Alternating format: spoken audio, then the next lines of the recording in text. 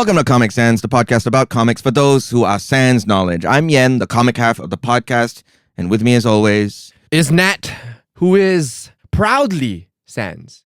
It's a mark of maturity / wisdom to acknowledge that we don't know a lot of things. Wouldn't you say, Yen? I absolutely agree. You know, what's the saying? It's like knowledge is knowing how much you don't know. Did I make that wisdom up? Is, I don't know, something like that. But I hope I made that up. I don't know if you made that up.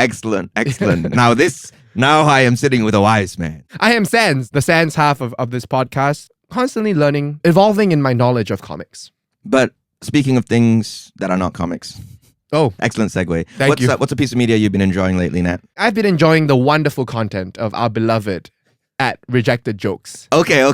Ben Schwartz. Yes, you know, Benny he's been Schwartz. doing these shows, his little improv shows all around the country, and they've been posting clips. I mean, I don't know how recent these clips are. I think maybe from a while. No, I really hope that they keep making Sonic the Hedgehog movies exclusively So of that the purpose can... that Ben Schwartz has to keep doing the press circuit. What have I been enjoying lately? Oh, yeah, Thanks Yen. for asking me, Nat. Hey, Yen. How do you forget to do this every time? You're a terrible conversationalist.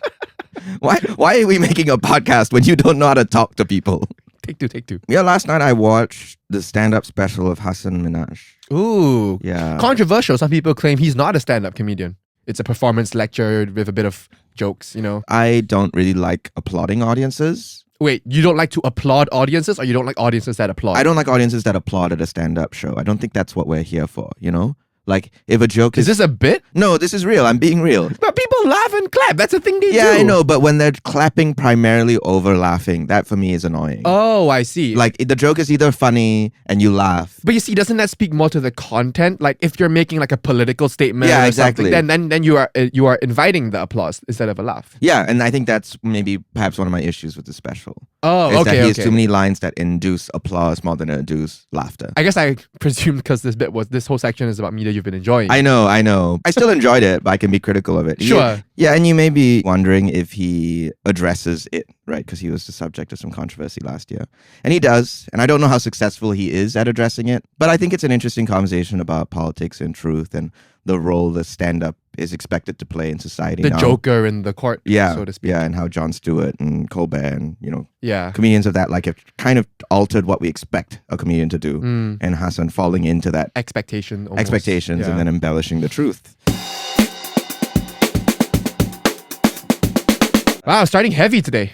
Yeah, and actually we're going really light with the comic. Oh, fantastic. Music to my ears. No, you're going to be reading a lot of it, but but light. But it is a light comic. That's good. And actually, Nat, we're going to be almost entirely foregoing the Yant today. What? Yeah, because... Am I doing it? Yeah, you're doing it. Okay, go. The Nant. So today, guys, we're reading Skip by Molly Mendoza and No Brow. So No Brow is the publisher. Ah, okay. Instantly flopped. Let me take back the reins. Let me take back the reins. Supposed to know. So we're reading Skip today by Molly Mendoza, who is a terrific illustrator and artist, Eisner nominated for coloring for this book specifically. And this book is actually, I think, perhaps aimed at the lowest age we've read so far. Oh. So this is squarely a book that's for children. Okay. / young adults. I think the lowest we've read so far is This One Summer, which was targeted at, I would say, teens. Yeah, that was the like 13 then, to 14 demographic. Yeah. This is under 11s. Oh, wonderful. Yeah. Just my speed.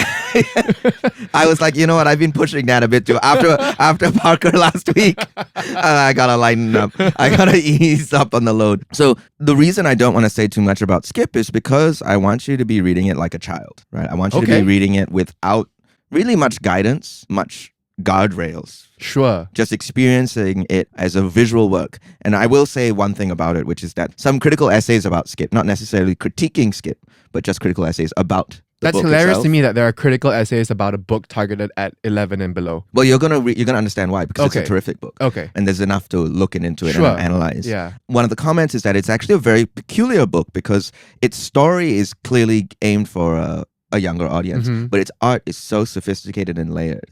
And so there's this kind of question of, is the story too young for the people who can appreciate the art?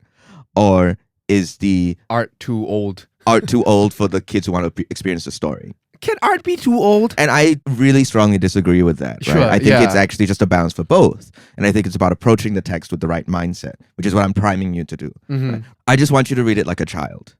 I don't want you to be thinking too much about thematically, even though there are themes. I still think it's a beautiful story, but it's told in a rather straightforward way in terms of its beats and its plotting, but its art is just unbelievable. As always, we are often struggling to describe pages. Yeah, I'm looking forward to this one. This one is gonna be a tough one.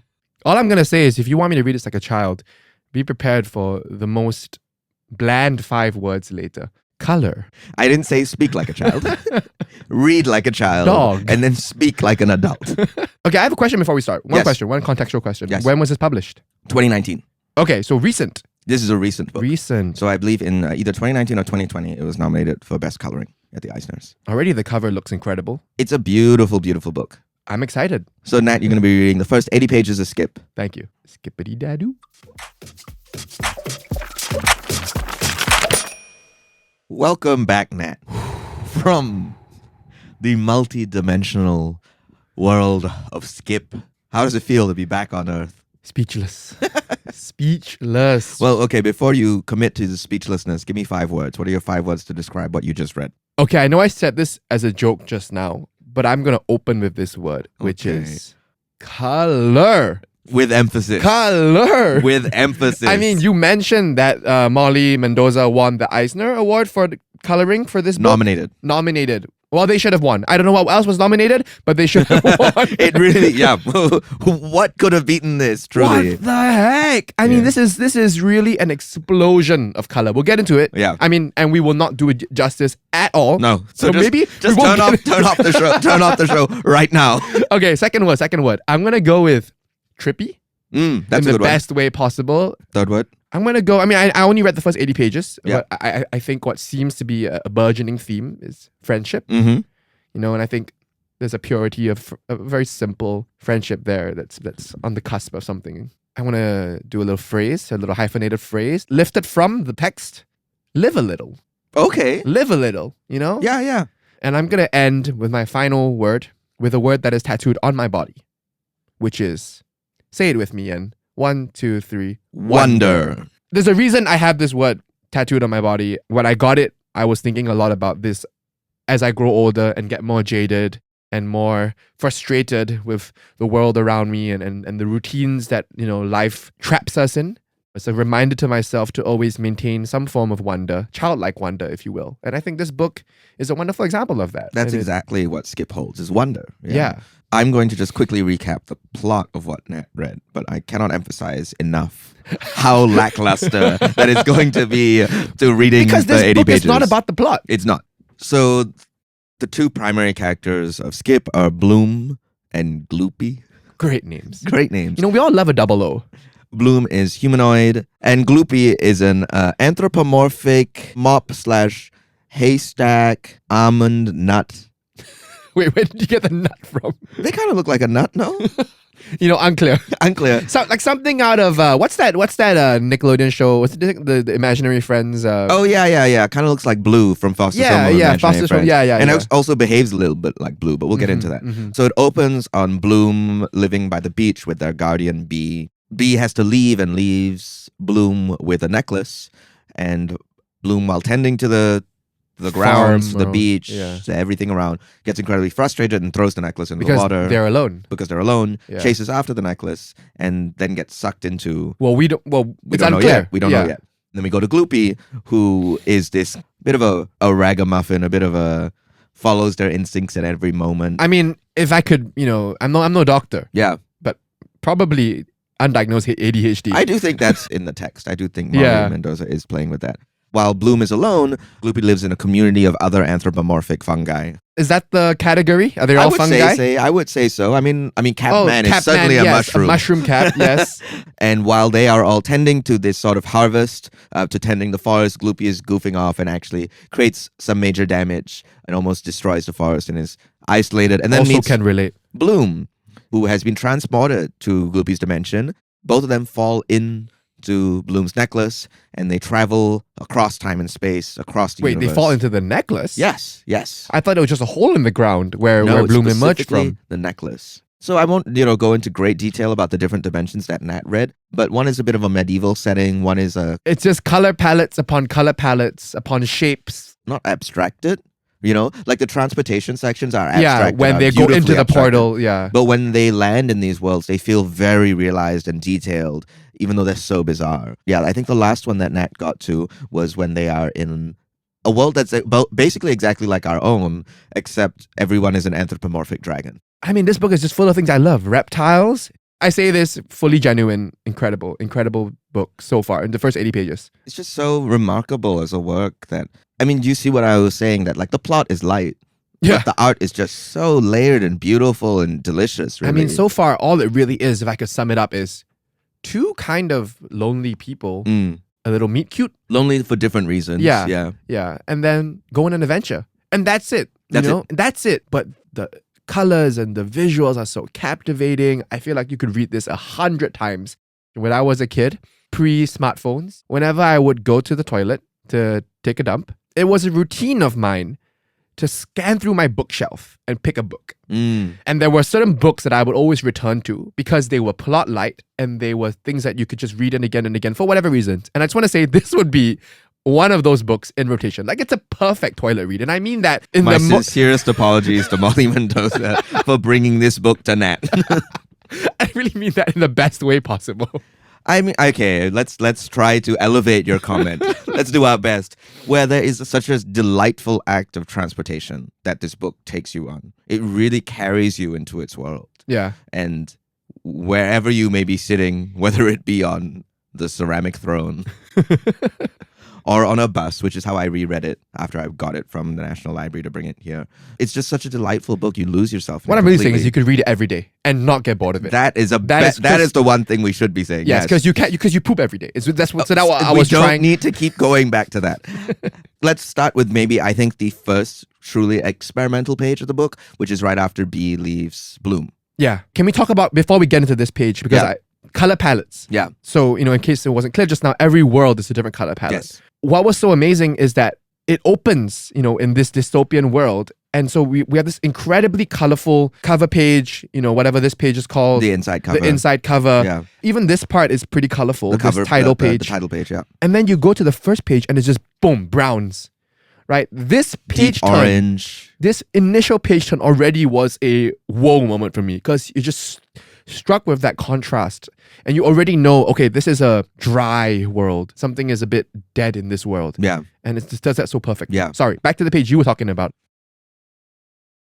I hope we don't cut the just jaw-dropping silence I had as I looked at this page again and had no idea how to begin. One of the words that I saw frequently in these critical essays I was reading about the book, which we'll link in the show notes, is the word kaleidoscope. Yes. And that is absolutely... How did I not say that? Yes. That is absolutely a tool in Molly Mendoza's toolkit of just really twisting the kaleidoscope, like your whole, the ones you used to have, you could hold over your eye and then you turn it. Is that not the definition of a kaleidoscope? Yeah, but I'm just saying like as a kid's toy. Really. Right. I just want to be really the one you explicit. get in the cereal box. Yeah, like not just it as a descriptive word, but it as a physical object. Yes. And that's really what's being done here at such an incredible scale. So this is half the page is Bloom's face normally, and the top half is basically the reflection of Bloom's eyes in the river. Refracted many times over. Yeah. With the top left of it being, unbelievable. How do we even do this? It's just like landscape scenery, but it's Bloom standing at the shore, abstracted on sand, with the sun in the background. Oh wow! Okay, I didn't even see Bloom's silhouette there. It's unbelievable. Yeah, it's unbelievable. Yeah. There's another one. Sorry, later. This is another full page spread. Let's just go to that spread of Bloom skipping a rock. Yes. And this is when Bloom is alone. Yep. I've never seen a rock skipping on water done more interestingly and yet conceptually and effectively, like to communicate loneliness, to communicate solitude, melancholy. You have Bloom in a white square, just kind of overlaid over the rock skipping on the water. And in each skip, it's a different color. Every ripple is a different color, increasing in its orangeness. Right, so it starts very realistically dark water, a little orange tinge coming in, whiter, almost, that's an egg. What? That's an egg. Oh, I'm discovering that for the first time. How do you know it's an egg? Look at it, it's an egg. I thought you meant they were skipping an egg. No, look, one of the ripples is an egg, and that's one of the things that B makes for Bloom. Yes. And you know, one of my favorite panels is Bloom eating an egg like a heathen. like a pancake. Horrific. Bloom, come on, Bloom. Get it together. Just slurping it from the sides. But let's go back to the ripple. Wow, the ripple. Because it goes Every page. increasingly more figurative, going to the egg yolk and then to an orange that leads us directly to the palette of the next page, which is all orange. Mendoza is you're right. tilting us away from the blues of the water, the aqua colors of the water, the aquamarine of the water, the brownness of the palette, into the deep orange through the ripples. You know, I just want to say this. I'm going to manifest this right now. Yeah. Let's get Molly Mendoza on the show and I'll happily talk about this book again because I want to find out what were they thinking. What was the process, right? How do you even go about beginning to draw a panel like the refracted eyes? Yeah, the refracted eyes or any of the kaleidoscopic panels. Like, where does one even begin? And so, if anyone knows Molly, if you are listening to this, please come on the show. I want to talk to you. No, it's unbelievable. It's just so like, where does the imagination even start? Yeah. Right? It's a really infectious imagination, and I don't even have the capacity to understand where those images come from. So let's get to the first gasp moment of the book, which is when Bloom first falls into the necklace after throwing it into the water. And it's a beautiful silent sequence of Bloom falling into the water, swimming, still very literal imagery. And then a 15-panel page. 15, yes, correct. Maybe our first ever 15-panel page of abstracted shapes going from angular into circular, each one connected to the other, right? You can see the lines actually follow into each other, even though they are all separated by gutters and color palettes. There is a blend. And you're trying to understand actually what's going on here. And you're realizing, I'm being transported. And I'm experiencing whatever Bloom's experiencing in this multi-dimensional way. Molly, what are you doing, Molly? And then leading to a huge spread page, which is overlapping squares and rectangles. Concentric almost? Concentric, yeah. Concentric rectangles, which is not a phrase you really hear often. Of Bloom in the water, and each layer of the rectangle has a different set of colors. From a purely functional plot point, as I was reading it, you have no idea what's happening in this moment. Because you're just following the story. Bloom throws the necklace out of frustration into the water, dives after it because they regret it, and then it's just page turn, boom. Yeah. And you're like, wait, what? But you just go along with it. Watching Nat read this, right, he really turned the page and you went, holy shit. Because it's just sheer awe. And I think one thing to talk about the minutiae of the intentionality of what Mendoza is doing here is that it also sets up the vocabulary that every world has a different color. And that's part of why the coloring in this book is so fantastic, because the coloring is telling you something on top of what the story is already doing. And then we turn the page and we are greeted by a mushroom man with a one eye. 20-foot tall mushroom. And what lovely writing here. I mean, we haven't talked much about the plot, but Yeah. So I was confused, but what I did catch was that both arcs start the same way, with somebody saying, Gloopy, wake up, Gloopy. And if you go to the start of the book, it starts with B saying, Bloom, wake up, Bloom, with a full page spread of a creature. Yeah. And there's just this wonderful parallel there.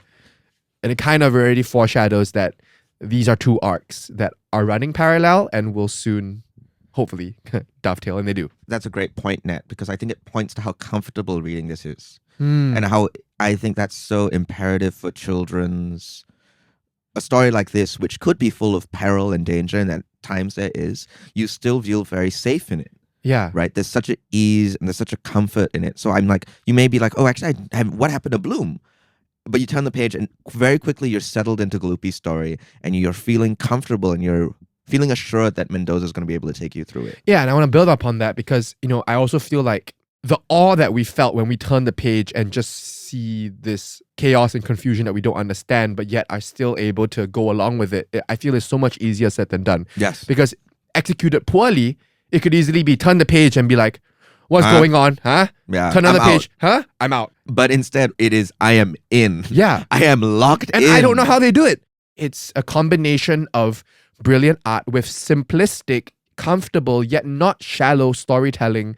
And I think those two things coming together creates this sort of pipeline that you just are taken through. No, excellently said, Nan. And let's think about concentric rectangles. Sure. What effect does that have? It has almost a 3D effect of pulling us into the A innermost tunnel. rectangle, right? You're looking at a tunnel and I'm going into the tunnel, which Yeah. is exactly what's happening to Bloom. The page is almost 3D. We want to talk about the publication a bit. We always talk about in Comic Sans about how incredible reading physical media is. You know, and of course not bashing digital media, especially that's the only way that you can access these comics or, you know, any book in general. But Any form of art can be intentional, but the physical medium has so many more options to be intentional. We find, at least. and as I was reading this, two things stood out to me. One is these pages are thick. Yes.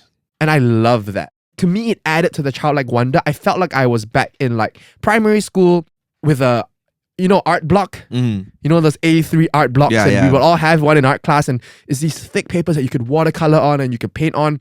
And it brings me back. It's like a physical nostalgia to it as I turn these pages. Coupled with the fact that this book is page turn upon page turn upon page turn, right? Of jaw-dropping page turns. It's so tactile. Yeah. Right? It's And so such a as you do tactile that, it's experience. just this experience of like turning the page, which you feel so tangibly, to then being blown away by the art that is on the thick page. Absolutely. I just can't put it into words, but it's... No, that's a great way to. Yeah. I think that's a great thing to think about, Nan. Like, I think if we want to talk about safety, these pages feel hardy. You're not worried that you're gonna rip it up or whatever. Yeah. Right? You're never feeling like it's sliding away from you. It's got so much grounded. friction and grounded. Right? Yeah. It just adds to the overall experience. It's called Skip because they skipped the stone. Yeah. And I'm sure there's more meanings that will emerge. It's skipping through dimensions as well. Yeah. Right? Let's get to the dimension hopping of it all. Sure. Gloopy and Bloom eventually meet. And we go, let's go to that first dimension, the first time they get transported together. And each time you kind of think, oh, okay, there's no way Mendoza's got more tricks in the bag on how to evoke a transportation, like interdimensional transportation. No, every time your jaw just drops when they Yeah. fall through. Yeah. And it's so different because this time when Gloopy and Bloom fall together, we see Yeah. Gloopy's hand extends from a small panel at the top into a giant hyper-realistic hand made up of almost like cubist shapes Yeah. with a hand at the central image reaching towards the hole. And this page, unlike the others, is largely white. I think this is the first major use of white space, which then takes us to the next page when Gloopy and Bloom are in fully white space, Oh, yeah. This panel. Oh, my gosh. where they're just sitting The void. They're sitting in the void. They're sitting on the white page. There's almost, I would say, this is almost meta. This feels almost meta. Like they are sitting in the comic. Like they are like in front of you in this one of the dimension they are in is the page of this They comic. stepped book. out of a TV screen. Yeah, kind of exactly, feeling. right? Yeah. That's only possible because the book has been so colorful and vibrant and full of color so far that now when they're in white space, you're like, oh, I'm paying attention. Yeah. Yeah. You know, I'm an audio guy. Can you make a sound effect you think of this as Gloopy puts their hand through Okay. the portal? Okay. What is the sound Just that gonna put accompanies this put my visual? Foley work. Okay, here we go. Here we go. Looks like it's just dirt here. Let me just. Oh, looks like it is a tunnel. Whoa. Wow. Did I? No notes. Once again, I'm sorry. I apologize to Molly Mendoza. And we go to the first medieval world. After going there, this sort of interdimensional tunnel, which is... I mean, they're just basically standing at a collage of visuals, right? You have like a snout of an animal, you have a humanoid eye, a window with what looks like a baguette sticking out. Is that I don't know. Curtain? Is that a curtain? Oh, yeah, perhaps that's a baguette. I just don't know Spirals where and- Mendoza gets these images from. Like where... Because this, to me, almost looks like the cell. Like this looks like a microorganism, right? This looks like ribosomes and mitochondria. And it's just incredible. In a different work, it would be upsetting and disorienting. I'm about to say something that I'm going to try to couch and frame in the way that I intend, because I feel like the way we're describing it, and if you don't look at the visuals, this sort of like chaos and collage sort of incredible, just layers upon layers of visuals is something that a lot of people might mentally associate with like AI now, AI generated visuals. But I want to say AI could never. This is truly AI could AI never. could never, because this is chaos, but it feels so intentional. Yeah. It's not some binary shit that was just churned out by a computer, you know? Yeah. Absolutely. I think what you're pointing to is that Mendoza creates their own logic of e-logic. And because it is consistent, you are very comfortable and ready to just keep engaging with it, even though it's so unlike anything you may have ever seen before. I'm so jealous of any child that gets to read this book, to be honest. Yeah. Like just the capacity for wonderment. Well, we got to. Yeah, we did And, too. You know, we're children in our own ways. We're all wise in our own ways. There's a quick snippet where they're running away from a giant cat, and then they fall out. That was giving a little Alice in Wonderland to me, you know, with like the Cheshire Cat. And that's not unintentional. Yeah, right? I'm Because sure, I'm sure they're drawing from that. That's what Alice in Wonderland is about, right? It's about a girl who falls to a rabbit hole and finds herself in a I mean, this whole world thing, of I was illogic. thinking of Alice in Wonderland, Narnia, you know, even Wizard of Oz, and some, you know, Dorothy kind of ends up in Munchkin Land. So it's all in that vein of children's stories of discovering a new world. I want to talk about this wonderful sequence when they go to a castle in which they can step into paintings. I missed that. Yeah. So they're no longer skipping, like this part when the dragon appears is no longer them falling through dimensions. It is them, they've fallen out of a still life. The portal takes them into a still life. Oh, you're right. And they fall, and the fruits from the still life fall in front of them. Where did these ideas come from? Unbelievable. And then Gloopy just kind of goes exploring, and Bloom steps into a castle with a dragon, and there's this text of "My kingdom, please stop fighting, please." You don't know who's saying it. Yeah. And I love the I moment. thought it was the dragon. Me too. Well, I thought it was maybe Bloom or Gloopy. And then they're running through the castle, and they're running through, and they get to the canals, and they're sailing through the waters, and we get the reveal of who's been speaking this whole time. And it's just, how do you even think of these things? The island is made up of a mountain, which is also in the shape of a woman. Wait, I sorry, I missed this. Yeah, go look at this. Oh, like it's giving Moana. A little bit, yeah. Yeah, and whatever that island god is called. And just the way that Mendoza paces it out, right? Because it's still text, please stop fighting.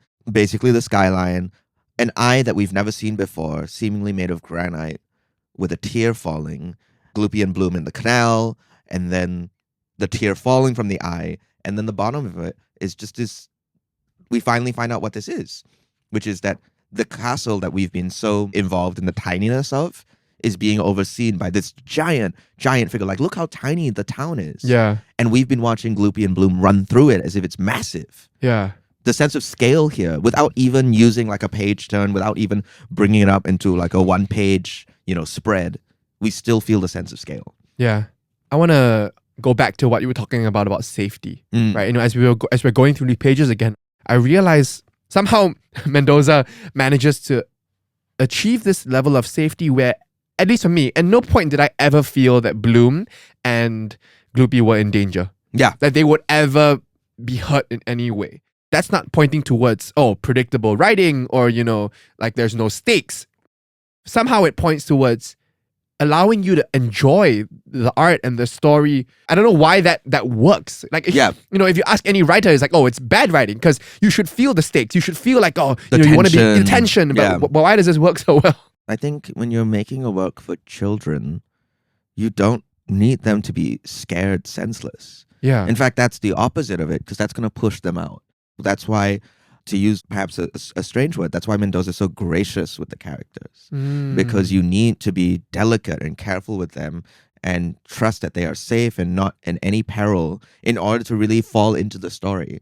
Because if you're afraid they're going to get hurt, you're a step back because you're like, I don't really want to be invested. I don't want to get hurt. Yeah. By extension, if I watch these characters get hurt in a physical way. Even though we already know Bloom is wounded emotionally. This whole thing is they're trying to get back to B.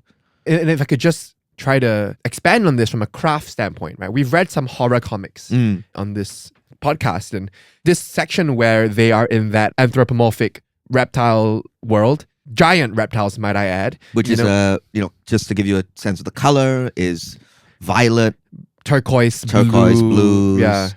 Very, very like Sleepy Sunday vibes. Yeah. Sleepy Sunday yeah, vibes. and because so these presumably teenage reptiles are having a sleepover. Everyone has fallen asleep except for one of them, who I think their name is Gloria. And so Gloria's the only one awake, and then they discover Bloom and Gloopy, tiny little creatures on their floor, and so they pick them up. From a craft standpoint, you can imagine a horror comic really drawing this moment out. Milking it up. Right? You will be like, you focus in on the teeth of Gloria, and then like the faces of Gloopy, and then, a page turn, and then it's like, what's going to happen next? Yeah. But Molly Mendoza doesn't do that. They go straight to, please don't eat us. Eat you? Any sort of tension or fear you feel, dissipate it immediately. Yeah. Because Mendoza's not interested in that. No. They're interested in this wonderful sequence where they play a board game. Yeah. And I just think it's playful, very playful. Just from a craft standpoint, it's just so intentional what they're doing. It's quick to kill off the fear. Yeah. Yeah. You're not going to really read pages. I just want to flash some pages to you that you didn't get to of Sure. other dimensions. And normally I don't like it when you do this, but I'm happy for you to be doing this right now because I feel like the pages can speak for themselves. Unless you're going to tell me someone dies, and then I'm going to be mad at you. No, I'm not going to do No. We've gotten a sense of the type of scale that Mendoza can work with. Whew. But I don't think that what we've read really does justice to their style, their flexibility in style, how many styles they can move across. And so I've just given Nat a page of where it's Bloom and Gloopy kind of overlapping one another, facing opposite directions. Unreal. Okay, let's move on. Yeah. I had nothing to say. I don't know what you want me to say. No, it's just beautiful. But It's beautiful. I mean, again, this is like on what, page 97, so it's a bit after what I don't know what's going on, but straight away I look at that image, I see two friends. I see this sense of gazing out into the unknown, back to back, but their backs are touching, and so there's a sense of I'm with you. And also you see Bloom's fear in their eyes and Gloopy's absolute delight, right? Yeah. Because a big part of this story is that Gloopy just wants to keep going on this adventure and Bloom just wants to go home. There are two wolves in us. In every person, there's a Bloom and a Gloopy. Yeah. I'm always saying that. Okay, I think this is just the last one I'm going to show you for now. Sure. Oh, boy. This is immediately giving me a Asterios polyp almost. Of, the angular. Almost hieroglyphic language. Yeah. Hieroglyphic vocabulary. Where Bloom and Gloopy, well, they're already 2D. Right? This is a comic book. They're even more 2D. Now they're really 2D. But they're 2D in almost a 3D space. Like, it looks like they're drawn into paper. And then we're looking at the paper from an angle that makes it 3D. And then we're looking at this paper, this thick paper of that paper, of them in 3D, in 2D. Wow. And then this panel, just like a little, like, almost like a child's drawing of... A sketch, yeah. Okay, let's end this episode. I want to keep reading. Well, that's my question, right? That's my question. And it feels like we've already got an answer. But Nat, will you keep reading? Oh boy. I'm going to keep reading and then I'm going to keep rereading. This is from the library? When is it due for return? I think it's due like in a few days. So I'll extend it and then you can read it. How long ago did you borrow it? A while ago. I guess you needed to run through. Wow. I do want to just close off with a quote from the Comics Journal. This is a piece by Hilary Brown. Right, this is from one of the critical essays. Sometimes the book feels like a portfolio of all their skills, and that can be annoying. Why do you have to keep showing us all the things you can do? Why can't you settle down to something steady and predictable? Shut up. Let them cook. They say a little bit more, and then they go, it is annoying until you realize that they might be right. Why not do the things they do? Skip is in some ways an experimental comic, but it's subtle. It doesn't feel like one when you're reading it. That's part of the experience of reading Skip as an artist, is you do get a little annoyed. Because you're like, how? I guess because we're not artists, so we don't mind. We're not visual artists, but we are reading it with this wonderment of what's on the page, but also what it took to get on the page at all. Yeah, how did you get here? We just simply, as we've said multiple times, we cannot imagine how Mendoza put this together. And I think, just to add on a last thought, is we've talked a lot on this podcast about comics that do only as comics can do. Yeah. We've said that about multiple comics, just multiple moments, in comics that really employ the medium and strategies of the medium in such singular ways. I dare say this is the most comics as can do comic. Am I making sense? Yeah, you heard it here first, folks. Like I was just thinking, can I imagine this as a musical? No. I mean, crazy thing to imagine. Yeah. Can you imagine this as a pop punk rock opera? I mean, no. The closest things can you imagine as animation, sure, but it would not be doing the same thing. It might be an incredible in its own right. I'm sure there are incredible animators out there who could make this come alive, but just in terms of what this is achieving on the static, thick page is incomparable. Let's go to the pipeline, Nat. The pipeline. Come on, everyone. It's pipeline time. That was different. It's different. I'm trying to change things up a It bit. was a little Pavarotti-esque. Yeah, so if after all this you are still skeptical about getting into Skip, hopefully this convinces you is what this pipeline is trying to achieve. There's so many things I feel. Rattle them off. Say them all. We've mentioned this in another pipeline, but I think Everything Everywhere All at Once definitely comes into the picture. Yeah, that's with a good one. Yeah. the crazy worlds Yeah. and sort of the way that these worlds collide. Yeah. Overlap, and especially towards the end when things get a little crazy. And I mean, we've talked a lot about the genre of like Alice in Wonderland.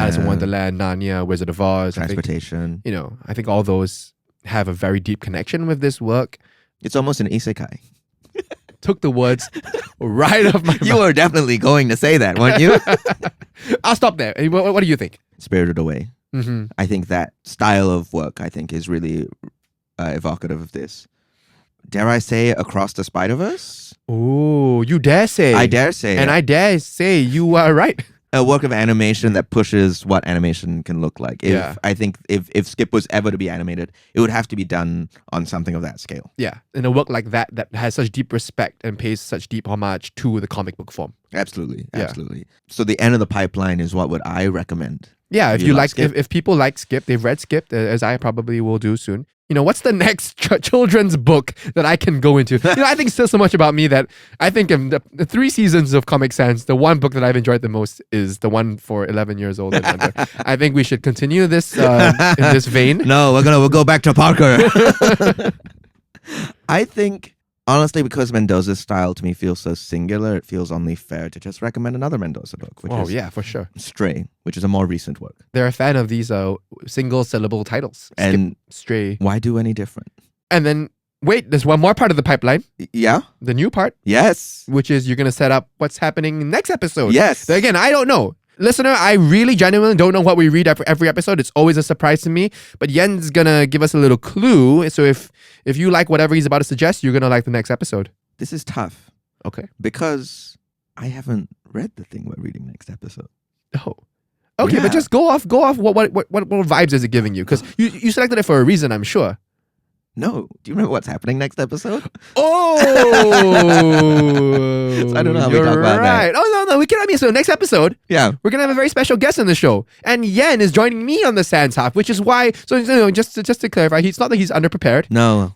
His role next week is to be Sans with me, and But based off what I know about the thing, okay. I think if you like Black Hole by Charles Byrne, you're gonna If like you what like we're reading. Tender by Beth Heflin. You like Tender by Beth Hetland, you're gonna like what we're reading next week. And if you like Beth Hetland, oh boy, you're gonna like what we're. You're gonna like who we're talking to in the next episode of Comic Sans. Well, I had a grand time. I had a grand old time. I could not recommend Skip by Molly Mendoza. I don't know when this episode's Anymore. coming out, but I really do think it's a terrific gift for a child at the holiday season. It's almost definitely going to birthday. be after Christmas. That's fine. I didn't say Christmas. I said holidays. Give it, you know what, everyone? Don't bring mandarin oranges at Chinese New Year. Bring 2 copies of Molly Mendoza's Skip. And Kong si ni. Thank you, Yen. Before we sign off, one more time, Molly, if this reaches you, if you can hear the sound of my voice How plaintive he is right now, please come reach out. Email us at comicsans@andasproductions.com. We want you on the show. We want to talk about Skip again. We'll do it again. It'll be the first comic we do twice. And I'm making that executive decision because I want to talk to you and find out how. How? And that's the last word on Skip, everyone. This has been Comic Sans. We'll see you on the next page. See ya.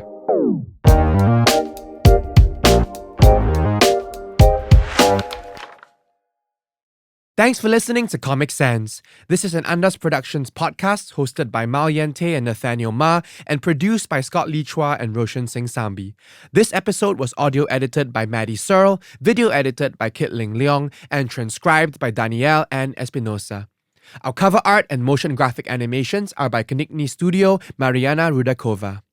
If you enjoyed this episode, don't forget to rate and review Comic Sans. And while you're at it, follow us on social media at Comic Sans Pod. Links are in the description below.